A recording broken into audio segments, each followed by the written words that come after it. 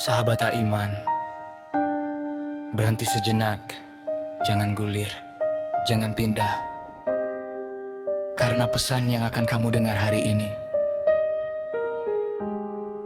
bukan kebetulan sampai kepadamu. Tidak ada yang namanya kebetulan ketika Tuhan sedang berbicara. Dan hari ini, melalui kata-kata ini, Dia sedang berbicara langsung kepadamu, kepada jiwamu yang lelah, kepada hatimu yang sudah lama menunggu, kepada hidupmu yang seperti terjebak dalam lingkaran yang sama. Tahun demi tahun, doa demi doa, air mata demi air mata. Hari ini sesuatu akan berubah. Hari ini kutukan itu berakhir. Kamu mungkin tidak tahu mengapa kamu membuka video ini.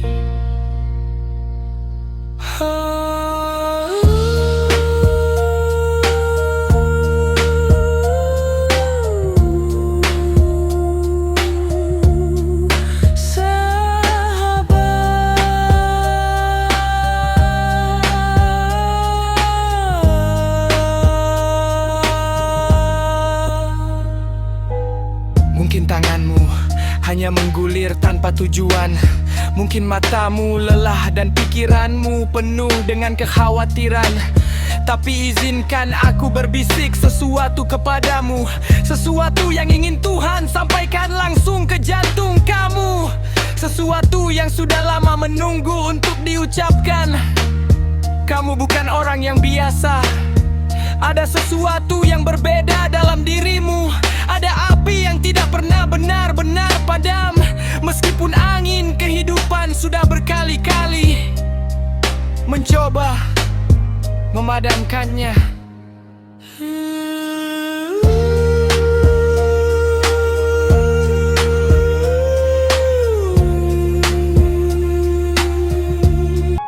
Dan hari ini api itu akan menyala kembali, lebih terang dari sebelumnya. Dengarkan baik-baik. Ada sebuah pola yang mungkin kamu sadari dalam hidupmu, atau mungkin belum pernah kamu beri nama sebelumnya. Sebuah pola di mana setiap kali kamu hampir berhasil, sesuatu yang tidak terduga terjadi dan segalanya runtuh. Setiap kali kamu mulai bahagia, ada bayangan yang datang mencuri sukacita itu. Setiap kali kamu membangun sesuatu dengan susah payah, entah bagaimana semuanya hancur sebelum sempurna. Keluargamu mungkin sudah mengalami hal yang sama selama bertahun-tahun, bahkan mungkin selama generasi demi generasi. Kakek nenekmu mungkin berjuang dengan kemiskinan yang sama. Orang tuamu mungkin menghadapi pengkhianatan yang sama. Dan kini giliranmu menghadapi rasa sakit yang serupa. Ini bukan kelemahan, ini bukan kesialan biasa. Ini adalah sesuatu yang lebih dalam, sesuatu yang rohani, sesuatu yang hanya bisa dilihat dengan mata iman dan hati yang terbuka. Ya, dan inilah yang hari ini akan kita buka bersama-sama. Karena kamu sudah dipilih untuk menjadi orang yang memutus rantai itu. Kamu sudah dipilih untuk menjadi titik balik dalam sejarah keluargamu. Bukan secara kebetulan, bukan karena kamu yang paling sempurna, tapi justru karena kamu yang paling mau bertahan, yang paling mau berdoa, yang paling mau percaya. Meskipun segalanya tampak gelap, izinkan aku membawamu ke sebuah pemahaman yang dalam tradisi spiritual yang sudah ada sejak ribuan tahun. Manusia percaya bahwa ada kekuatan yang melintas dari satu generasi ke generasi berikutnya.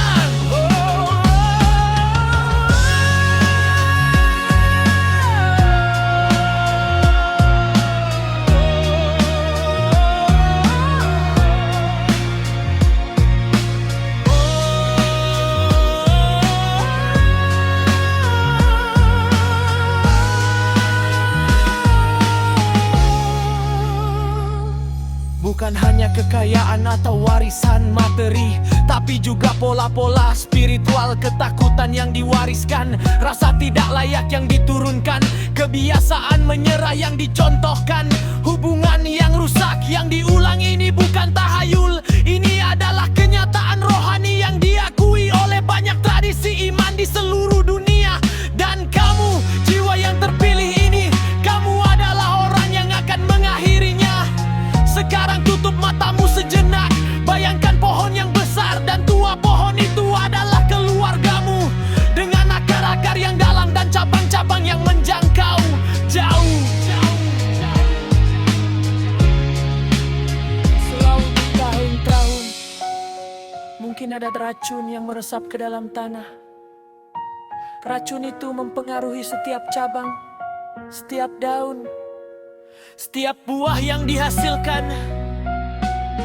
Kamu adalah salah satu cabang dari pohon itu. Tapi kamu juga adalah orang yang dipercaya untuk membawa obat bagi seluruh pohon itu. Bayangkan betapa besarnya panggilan itu. Bayangkan betapa mulianya misi yang sedang kamu emban, bahkan tanpa kamu sadari selama ini. Dan mungkin disinilah sumber kelelahan itu.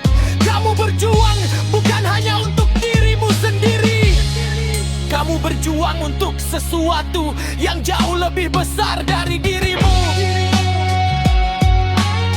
Kamu menanggung beban yang bukan hanya milikmu, dan itu melelahkan. Itu sangat melelahkan.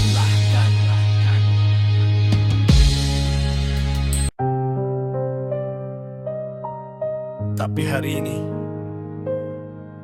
aku ingin kamu tahu bahwa kamu tidak sendirian dalam perjuangan ini.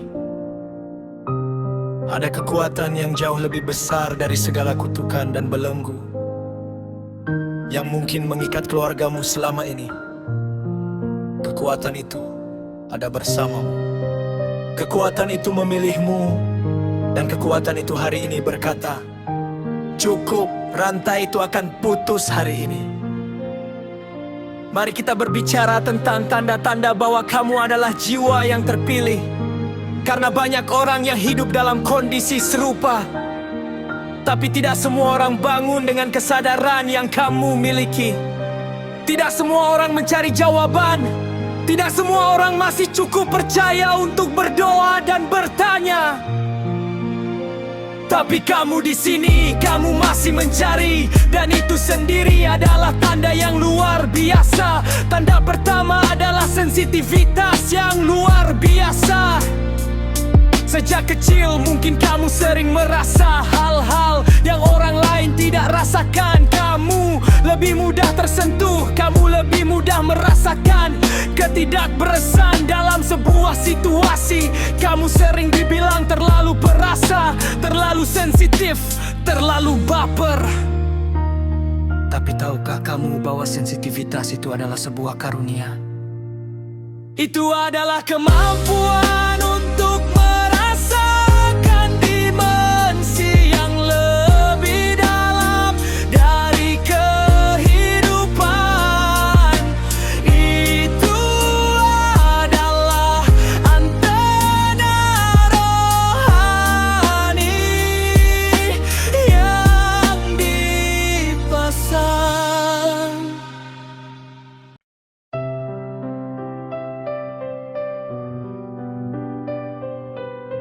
Itu adalah antena rohani yang dipasang. Tuhan dalam dirimu, karena Dia tahu kamu akan membutuhkannya untuk misi yang lebih besar. Tanda kedua adalah kehausan yang tidak pernah terpuaskan. Ada sebuah kekosongan dalam dirimu yang tidak bisa diisi oleh kesuksesan duniawi. Kamu sudah mencoba mengisi itu dengan pekerjaan, dengan hubungan, dengan hiburan, dengan berbagai pencapaian. Tapi ada bagian dalam dirimu yang selalu merasa haus, selalu mencari sesuatu yang lebih, sesuatu yang bermakna, sesuatu yang nyata. Kehausan itu bukan keremahan. Itu adalah kerinduan jiwa yang tahu bahwa ia diciptakan untuk sesuatu yang mulia. Tanda ketiga adalah pengalaman bertahan hidup yang luar biasa. Ingat berapa kali hidupmu hampir hancur total. Ingat berapa kali kamu merasa tidak akan bisa melewati hari itu. Tapi kamu masih di sini, kamu masih bernafas, kamu masih berdiri. Itu bukan keberuntungan biasa. Itu adalah bukti bahwa ada tangan yang tidak terlihat yang selalu menopang kamu. Bahkan di saat-saat kamu tidak menyadarinya. Tanda keempat adalah ketertarikan yang kuat pada hal-hal spiritual. Fakta bahwa kamu menonton video seperti ini, bahwa kamu mencari makna yang lebih dalam, bahwa kamu tidak puas dengan jawaban-jawaban dangkal, itu adalah tanda bahwa jiwamu sedang terbangun. Itu adalah tanda bahwa kamu sudah siap untuk level berikutnya dalam perjalanan rohanimu. Tanda kelima, dan ini mungkin yang paling mengejutkan, adalah bahwa kamu sering merasa sendirian. Bahkan di tengah keramaian, ada jarak antara kamu dan orang-orang di sekitarmu. Sebuah perasaan bahwa tidak ada yang benar-benar mengerti kamu sepenuhnya. Ini bukan karena ada yang salah denganmu. Ini karena jiwamu bergerak di frekuensi yang berbeda. Ini karena kamu dipanggil untuk sesuatu yang orang di sekitarmu mungkin belum mengerti. Sekarang, mari kita bicara tentang sesuatu yang lebih dalam. Mari kita bicara tentang bagaimana kutukan keluarga itu bekerja. Karena untuk memutuskan sesuatu, kita harus memahami cara kerjanya. Bayangkan sebuah program komputer yang berjalan di latar belakang. Program yang tidak terlihat, tapi terus mempengaruhi semua yang terjadi. Itulah kutukan keluarga ini. Adalah pola-pola keyakinan, perilaku, dan spiritual yang diwariskan dari satu generasi ke generasi berikutnya. Tanpa disadari, kutukan itu bisa berbentuk keyakinan bahwa kamu tidak layak untuk dicintai, bahwa uang selalu menjadi sumber konflik dan kesulitan, bahwa pernikahan pasti berakhir dengan kehancuran, bahwa sukses itu untuk orang lain, bukan untuk orang seperti kamu, bahwa bertahan dalam penderitaan adalah takdir yang harus diterima. Keyakinan ini ditanamkan sering tidak secara sadar oleh orang-orang yang kita cintai, oleh orang tua kita, oleh kakek nenek kita, oleh lingkungan tempat kita tumbuh, dan kemudian kita hidup sesuai dengan keyakinan itu, sehingga membuktikan bahwa keyakinan itu benar dalam sebuah lingkaran yang tidak pernah berakhir. Tapi hari ini lingkaran itu berhenti karena kamu sedang mendengar suara yang berbeda. Karena hari ini ada pencerahan yang masuk ke dalam kegelapan yang selama ini menyelubungi pikiranmu. Dan pencerahan itu tidak bisa ditahan. Ada sebuah kisah yang ingin aku ceritakan kepadamu. Sebuah kisah tentang seorang perempuan yang kita sebut saja namanya Sari-Sari, tumbuh dalam keluarga yang penuh dengan kesulitan. Ayahnya seorang pemabuk yang sering melakukan kekerasan ibunya. Seorang perempuan yang lemah, yang hanya diam dan menerima semua penderitaan itu.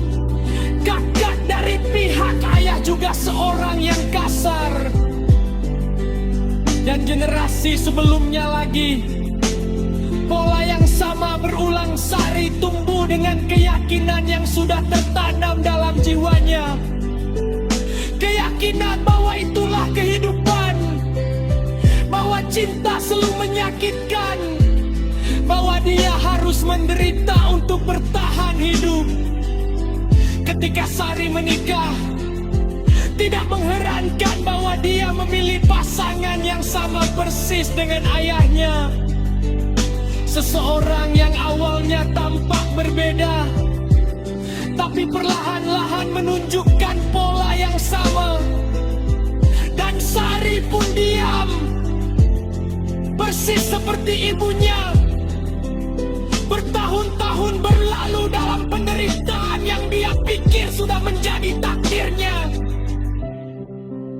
Dia punya 2 anak, dan dia melihat dengan hatinya yang hancur bagaimana anaknya mulai membawa pola yang sama.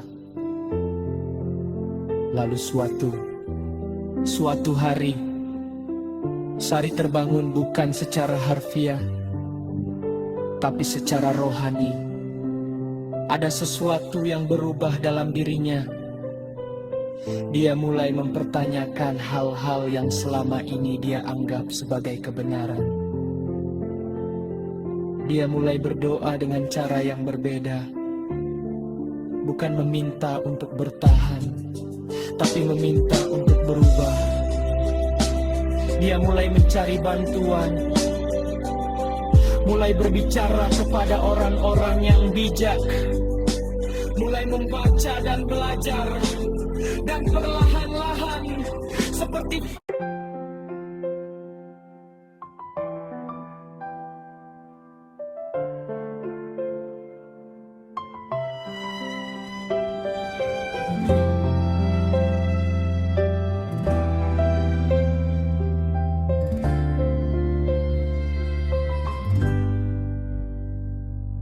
Bukan karena semua masalah hilang begitu saja, tapi karena dia sudah berbeda. Dia sudah bebas dari dalam, dan kebebasan itu memancar keluar dan mengubah segalanya. Apa yang terjadi pada Sari bisa terjadi padamu, bahkan aku percaya itulah mengapa kamu di sini hari ini. Karena ada sesuatu dalam dirimu yang sudah siap, yang sudah cukup lapar akan perubahan, yang sudah cukup lelah dengan pola lama, yang sudah cukup berani untuk berkata cukup. Tidak lagi hari ini semuanya berubah.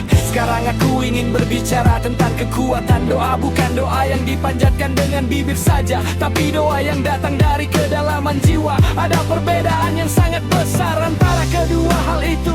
Doa dari bibir adalah kata-kata yang diucapkan karena kebiasaan atau kewajiban. Doa dari jiwa adalah jeritan hati yang paling dalam, tangis yang tidak selalu memiliki kata-kata, kerinduan yang melampaui bahasa manusia.